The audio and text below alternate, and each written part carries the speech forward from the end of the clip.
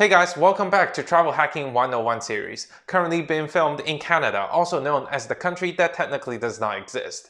As someone who has dabbled with more than a dozen different kind of frequent flyer programs from all around the world, I want to explain to you today that what is a frequent flyer program, how can you use it, and most importantly, how can you choose one that fits you the best.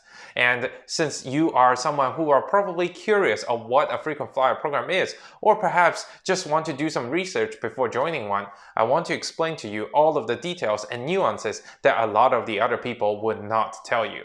And without further ado, let's begin. Well, the first one is easy. What is a frequent flyer program? Well, just like your local bubble tea shops, the rewards card they have that every 10 punches you got on the card, you get a free drink. Well, it is the same thing for the frequent flyer programs. These are the big airlines' very expensive punch cards. And once you get enough punches with them, well, you basically get recognized as a platinum level bubble tea drinker, or as my local bubble tea shop recognized me as that messy hair Asian guy again. And this summarizes the big 2 R's of the frequent flyer program. No, not those 2 R's. That one wrote the Lord of the Rings. No, not these 2 ones either. That one is probably still writing something that is spoiled by a show that nobody talks about. I mean the 2 R's as recognition and reward. Recognition is pretty straightforward. The airline wants to recognize that you are a loyal customer. If you fly with them long enough or frequently enough, then they want to make sure that you stick with them and continue supporting them financially. And reward is basically just trying to thank you for being such a loyal customer and having spent so much money, so they're kind of giving it back a little bit. Well, this is pretty easy to explain, but we need to get down to the nitty-gritty. How do you actually use a frequent flyer program? The first step is pretty easy, just signing up. You cannot enjoy all of the rewards and recognition if you do not have an account with the airline. And contrary to the popular belief, you can actually sign up for almost every single major frequent flyer program no matter where you are. And the second step depends on what you're looking for in the frequent flyer program. If you're looking for recognition primarily, or if you're looking for rewards primarily. And if you're looking for recognition primarily, what you're looking for is actually to climb up the corporate ladder of frequent flyer programs. You need to reach certain elite status. And in a lot of the programs, they made it really easy by giving you a lot of charts and a comparison, so you know which level you want to reach once you decide you want to commit to a certain airline. And all of the benefits will differ. The higher you climb, the more you will get. And the benefits range from a priority in checking in all the way to free extra pieces of check-in luggage, or even lounge access, and even free upgrades throughout the entire network. So it is really important for you to check which ones you'll benefit from the most, and then pursue it accordingly. But if you're looking for rewards, it gets a little bit trickier. It is almost like you're handling an investment banking profile. And the first step, as the famous Chinese tactician Sun Tzu once said, disregard females, acquire currency. So the first step is to get the miles that you need in order to spend later on. And there are many ways that you could get the miles. But of course, primarily you get it through flying. Flying is the easiest or perhaps the most accessible way of getting miles. You fly, you get the miles. And you need to be very careful of how many miles you're going to get throughout this flight, because it depends on the booking class of your ticket. And I don't mean the economy or business class booking.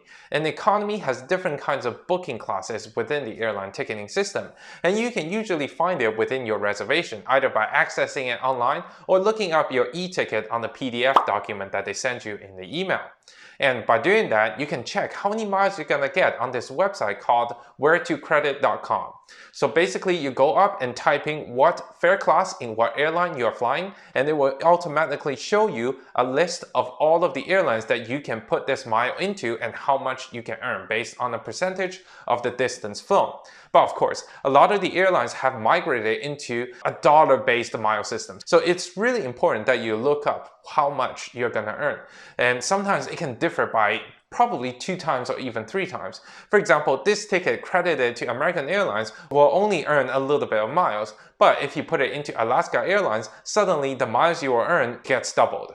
But of course, there are a lot of other ways to getting miles. For example, whenever you buy something online through the shopping portals of certain airlines, they will reward you with a little bit of points here and there. And sometimes whenever you rent a car, they give you the opportunity to enter your frequent flyer program number, and that allows you to earn some miles. And of course, there are all the credit cards.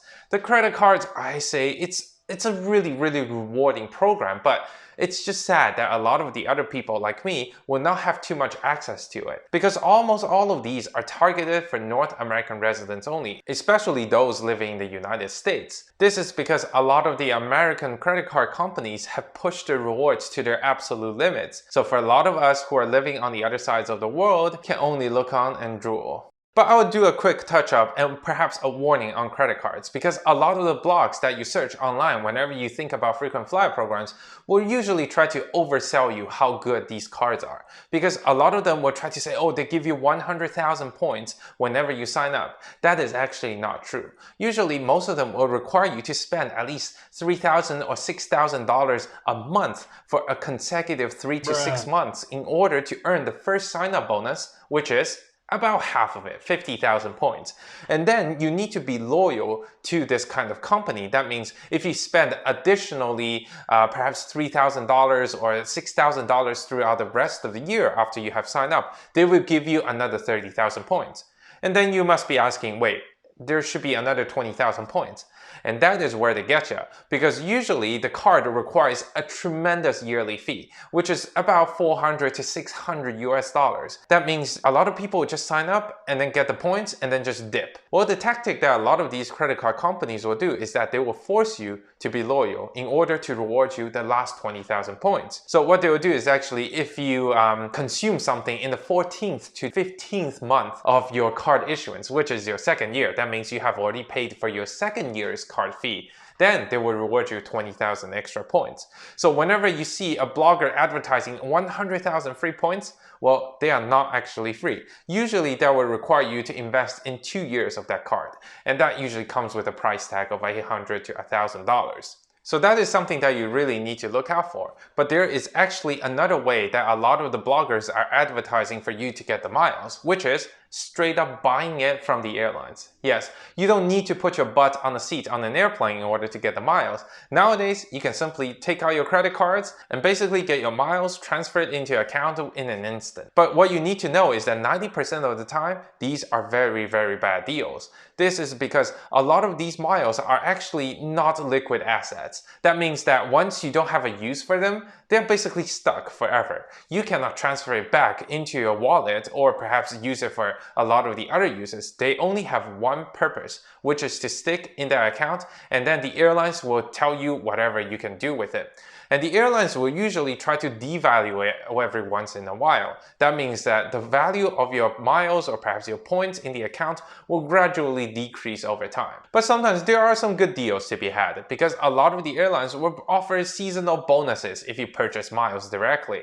And that means that if you buy, for example, $2,000 worth of miles, they will give you another $1,000 more. But a lot of the airlines, such as Avianca Life Miles, will sometimes offer something like 140% more. So that is actually a very good opportunity to stock up on some of these miles that can potentially be very useful. And a fun fact, a lot of the airlines, such as the one that I just mentioned, the Avianca with their program called the Life Miles, actually earns much more money through selling the miles and generating all of the revenue through perhaps redeeming miles on very low quality, low value redemptions than actually flying their own airplanes. So now a lot of the airlines have become husks of just a big frequent flyer program that actually just flies airplane occasionally. And another way to get miles from credit cards is through transferring. A lot of the airlines will work with the banks directly, so the bank cards will actually have the airline's program directly on it. That means all of the points you earn is only in that program. But a lot of the other bigger banking franchises will actually have their own credit card programs, basically. They earn their own specific points. For example, the Chase points or American Express membership points. But those points can be in turn transferred into perhaps quite a few airlines, and sometimes you get quite a good bonus from it. This can potentially be much more useful because these banking points are much more versatile and allows you to dabble in more than 1 or 2 airline alliances, and that allows you to get a much better value of consumer purchases. Well, now that we have covered every single way that you can earn miles, how about we talk about how you can use the miles? Well, it's pretty straightforward, right? Everyone knows that you can go onto the airline's website and then click on Use Miles, and then you search a flight and you book a flight. Well, I'm here to tell you some more advanced tidbits or perhaps a little secrets, okay? So the first one is you should always redeem for business class and first class ticket, because 90% of the people who don't watch this channel, they would just think that, economy tickets are cheap, they are only 12,000 points or, 20,000 points across the ocean. Why don't we just buy it? Well, that is because economy tickets are basically worthless to the airline. So you're basically giving them free money back. And by sticking with business class and first class tickets, it is almost the only way for you to generate any value out of the airline purchases. And the second point is that you can actually redeem these miles for other people on their own flights. And I don't mean those strangers you meet on the streets. I mean those people who have reasonable connection with you. For example, your bestie who needs to meet with you in Miami for your cocktail party at 6 p.m. Or perhaps your mom who needs to go back to her home country. Well, these are all reasonable requests for you to redeem a ticket in another person's name. And normally the airlines would not bat an eye on it. And the last one is also a very big warning for a lot of you guys who read quite a lot on the blogs. This is about fuel surcharges. A lot of the bloggers who shamelessly push all of the cards so they can get the referral bonus will usually conveniently omit the fact that a lot of the airlines and a lot of these programs will charge a ridiculous amount of fuel surcharges on your flights, especially in business class and first class, thus rendering a lot of these redemptions basically useless. A lot of them will try to downplay the fact that, oh, it's only a couple $100, while the entire ticket might only be worth like $2,000, and you will be forced to pay almost 100,000 points plus $800 of fuel surcharge, making it basically absolutely useless. Another good use of the frequent flyer points or miles is to upgrade your flights. A lot of these programs will actually offer you the opportunity to upgrade your cash paid flights using certain amount of miles. So for example, if you buy a ticket on British Airways in economy, for example, and then you can actually pay the difference in the mile redemption chart between economy and business class, and you can upgrade yourself from economy to business. But of course, there are a lot of the other ways that you can use miles, but they are generally really low value or perhaps not the best way of using these miles. For example, almost every single program allows you to donate your miles for charity. If you want to abandon a certain program, then why let your points expire rather than doing some good? And some of the airlines will also have their own merch shop or perhaps other opportunities that allows you to shop online using miles as a currency. But almost all of the time, these are very bad values. So we're gonna move on from it for now. But before we delve into the details of how you can choose a frequent flyer program that fits you the best, I want you to know that if you are enjoying this video, please consider clicking the like button beneath me. It really helps me out. And if you would like to subscribe to the channel in order to stay up to date with the newest flight hacking videos, please do so. It will really make me happy. Well, now with all of the advertisements out of the way, let's delve right into how you can choose which airline program you should join. So again, choosing which frequent flyer program suits you the best is down to the two R's. The recognition side or the reward side. This is because a lot of the programs only excel at one side and not in the other. And sadly, there's no such thing as a one program fits all situation for all of the travelers. This is because each person has different budget constraints as well as travel patterns. Not to mention, these also shift from year to year. So you really need to do a lot of research before deciding on which one to join.